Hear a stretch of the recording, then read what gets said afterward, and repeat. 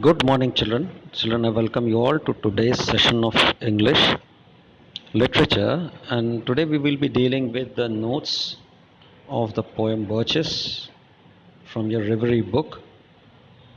Now, children, Birches is composed by Robert Frost. It is one of his most famous poem apart from Stopping by Woods on a Snowy Evening. And there also, and the two poems have some similarities also. That in this poem, Robert Frost remembers his childhood. It's you can call it as an autobiography, and he remembers and recollects his childhood. And as a child, he used to play with the birch trees, with the branches of birch trees. Now, birch trees are tall, very tall trees, but their branches they touch the ground, right? Their branches touch the ground and then move upwards. So he used to sit on those branches, he used to drag them down and used to play with them. He used to climb on these trees, and while doing so, he used to forget all the tensions, all the pressures which were there from the external world. And he wants to repeat it. So he's dreaming about all the different things he used to do, how he used to enjoy with the birch tree, what all fun and frolic they used to do. And with that, he wants to escape from this worldly life to an eternity life of something unimaginable, something unreal. But then, just as birds tree, they go up, but their branches again comes down. So he and touch the ground. So he says, "Howsoever high I climb up, howsoever away from this realistic world I move away. Once again, I have to come back and be a part of this world. I cannot escape from it." So it's a poem about mixed emotions, right? Now see, let us answer this. Now see what is written here. Although we all desire to escape from the real world, we cannot stand at alienation that such an escape entails. We need the limits of being in this world, however dark and pathless the woods are. They remain the best place for love.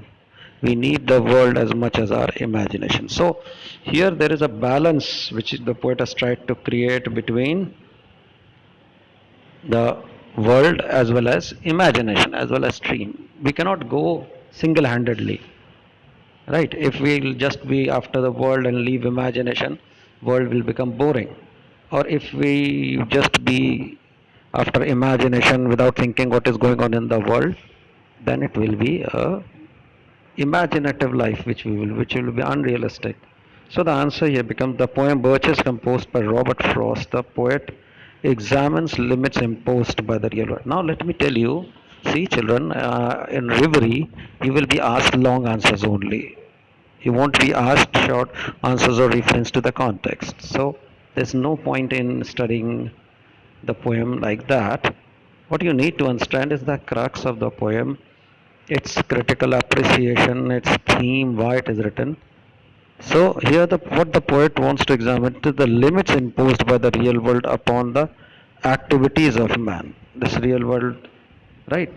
You want to achieve everything in life, but you don't have money. Yet man finds time to indulge in the world of fantasy or imagination. Right. Despite being so very busy, he still finds some time. A man's personality is confined to certain limits, just as trees. Growth to heavenward. Height is restrained by the roots that holds it firmly to ground. The boy who swings on branches of the birch tree all the year round and causes them to bend permanently inflicts serious harms to the birch tree. Right. Until he took the stiffness out of them, the boy represents the destructive aspect of human nature. Right. So this world is full of lots of harshness and harm and toughness and shrewdity is there. Right. So all these are trying to create an impact, create an influence upon the man, upon the birch tree, trying to pull it down, trying to push it down, and ultimately they are successful in doing it. Right?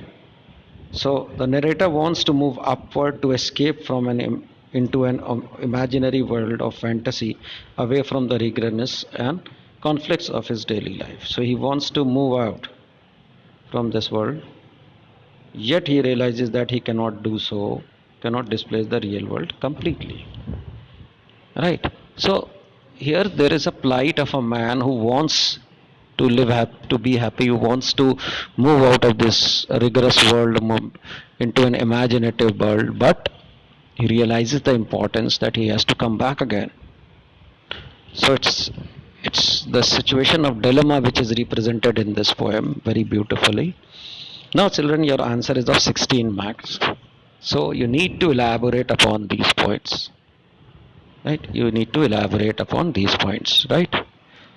Okay. So I stop here. I hope you enjoyed it as much as I did in making it. Until we meet again, it's a goodbye.